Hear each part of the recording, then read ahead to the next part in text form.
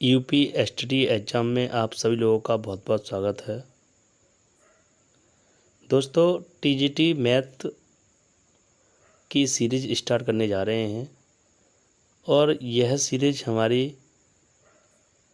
सदिश विश्लेषण जो इंटरमीडिएट की बुक है उसको कंप्लीट कराएंगे और उसमें से जो पहला टॉपिक है सदिश का योग और अंतर।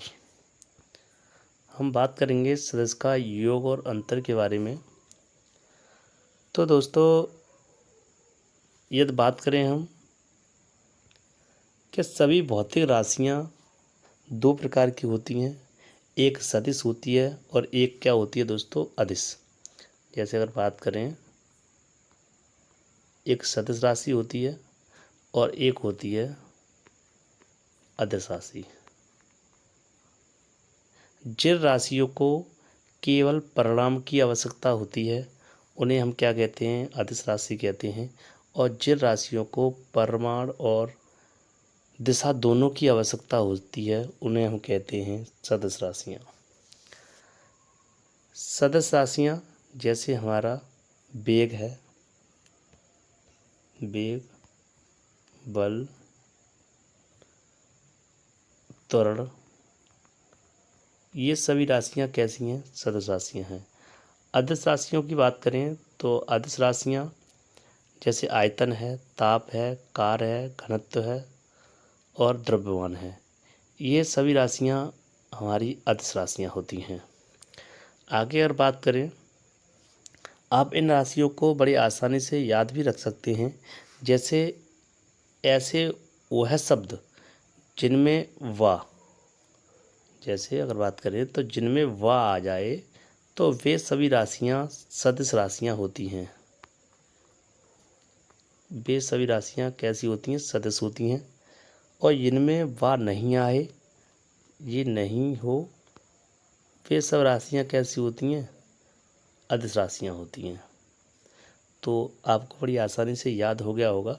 लेकिन कुछ शब्द ऐसे हैं जैसे घनत्व है, द्रव्यमान है, इनको छोड़कर आपको देखना होगा दोस्तों। आगे बात करते हैं। जैसे आप एकक सदिश निकालें तो जैसे हमारा A cap, B cap, C cap द्वारा व्यक्त किया जाते हैं ये। जैसे हम एक सदिश निकालें तो हमारा ए कैप बराबर वेक्टर ए बट्टे मॉड वेक्टर ए। इस सूत्र को आपको याद करना होगा। जैसे आगे जाके बहुत ये काम करेगा सूत्र। जैसे आगे हम कैप बैठा देते हैं तो इसको हम क्या कहते हैं दोस्तों, कैप कहते हैं, ठीक है।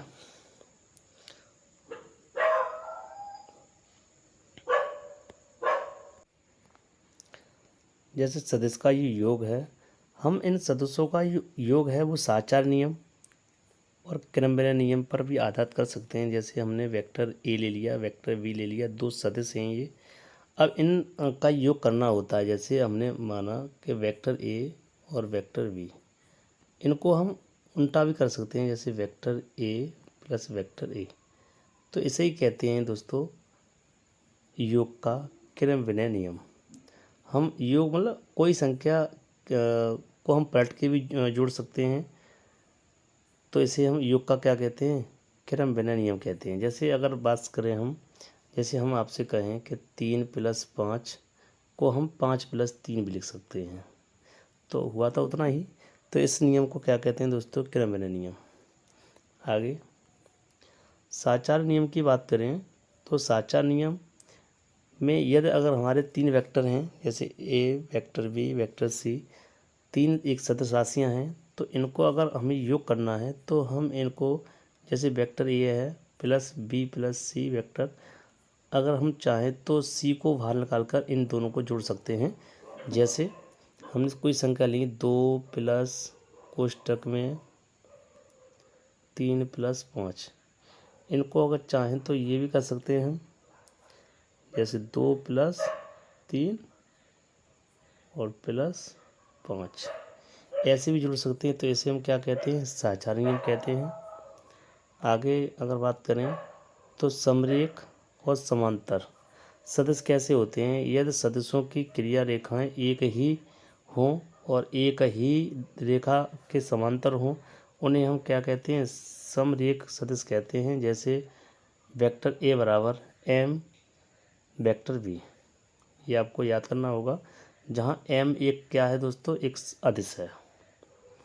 आगे अगर स्थिति सदिश की बात करें तो ये एक त्रिभुज है, जैसे ओ ए और बी, जैसे एंगल लगा लेंगे आप। ये यदि ए बी कोई एक सदिश है और एक क्या है, ये कोई एक मूल बिंदु है, तो हम क्या कर सकते हैं, जैसे ओ ए, जैसे ओ ए प्लस ओ बी, जैसे ओ ए, जैसे ओ ए प्लस ओ बी इसके बराबर होता है दोस्तों, ओ बी के बराबर होता है। तो ये आपको याद करना होगा, जब त्रिभुज में दो कोणों का योग बराबर होता है तीसरे कोण के।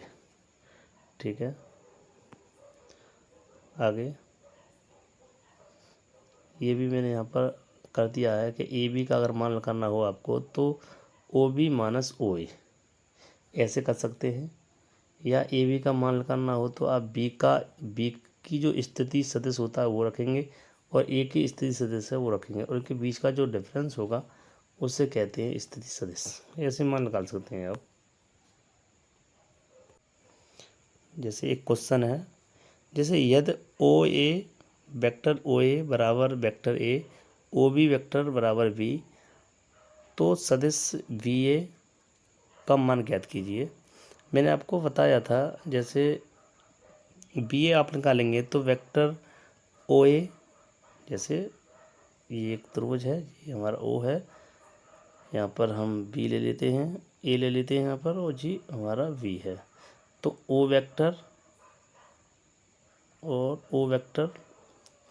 और A B vector, B A vector बराबर होता है इन दो, मतलब बताया था दो कोणों का योग बराबर होता है तीसरे कोण के।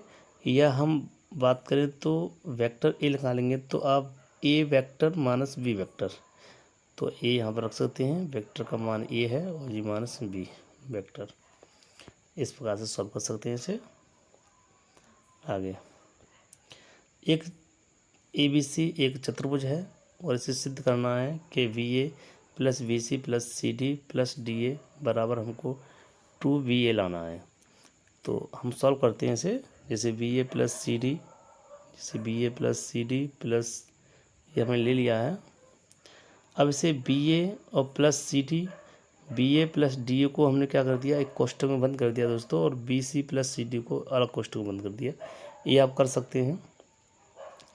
मैंने आपको यहाँ बताया था कि वी ए प्लस डी ए, देखो वी ए तो हमारा ये ही है, डी ए हमारे पास है, इसको हमने चेंज कर दिया कि बी सी, जैसे बी सी और सी डी बराबर किसके होगा, इसके होगा। तो देखो हमने यहाँ पर वी डी ले लिया है। हम अपनी रेखा के डायरेक्शन देखेंगे, जैसे एक रेखा ए से जा रही है और हमने जो अपना तीर खींचा है उससे सी से ही लेंगे हम, जैसे वी डी। हम चाहे तो डी वी नहीं ले सकते हैं, अपने जो दिशा की डायरेक्शन देखेंगे, जैसे हमने अपना एंगल जो बनाया है, चतुर्भुज बनाया है, उसी से ही हम मान के चलेंगे। ऐसे हमारी रेखा होगी, ऐसे ही चलेंगे, जैसे हम इधर से इधर आए तो वी ए लेना पड़ेगा आपको। ठीक है, आगे बात करें दोस्तों, तो हमने यहाँ पर ले लिया है ये। अब देखो D A plus V D, D A ये रेखा और वी डी और ये रेखा बराबर होगी इसके, मतलब ऐसे बराबर होगी। तो हमने ले लिया यहाँ पे V A, vector V A, तो वेक्टर वी ए बराबर क्या हो गया, 2 वी ए। ओके, आगे एक चित्र दिया हुआ है, इसमें वेक्टर ए बी तथा वेक्टर वी सी का योग पूछ रहा है। तो मैंने आपको बताया A B vector A B plus V C बराबर किसके होगा, ए सी के, जैसे वेक्टर ए और ये वो बराबर होगा इसके। आगे ए बी सी में क्रमशः vector A B B C C A एक निरूपित तीन सदिश का योग लगाना है। तो मैंने आपको बताया था इसी प्रकार से निकलते आएंगे। जैसे एक हमने मान लिया ये vector A B B C बराबर ए सी के होता है, दोनों पक्षों में हम 3 का लगाना है, दोनों पक्षों में सी ए का हम क्या कर देंगे, एडिंग कर देंगे, तो कोई प्रभाव नहीं पड़ेगा। हमने जोड़ दिया, तीनों का हमें लगाना है, ये निरूपित करने हैं। तो ए सी प्लस सी ए जब एक सी पद्धति आ जाती है तो उसे हम क्या कह देते हैं, ए वेक्टर ए, और जबकि वेक्टर ए का जो मान होता है वो क्या होता है, 0। तो इसका मान क्या है दोस्तों, 0।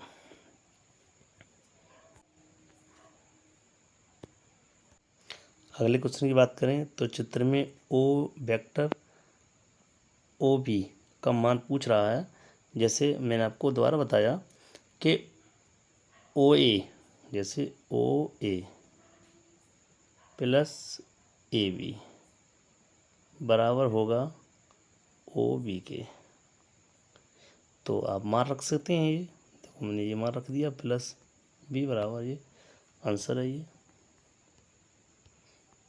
ठीक है, आगे ए बी सी एक चतुर्भुज है और सिद्ध करना है आपको ये। ऐसे ही आपने अभी जो क्वेश्चन किया है इसी प्रकार से आप कर सकते हैं।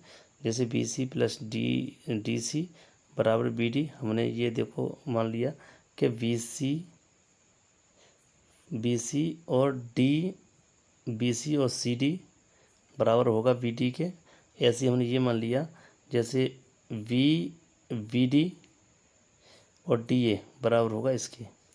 आप कैसे भी मान सकते हैं, तो हमने ये मान लिया है, तो हमने ये ले लिया सवाल जो क्वेश्चन पूछा है उसने। तो इसे हम बी ए यहाँ से कॉमन ले लेंगे, मतलब बी ए को छोड़ देंगे, और प्लस इसे हम कोष्टक बंद कर देंगे बी सी और सी डी को।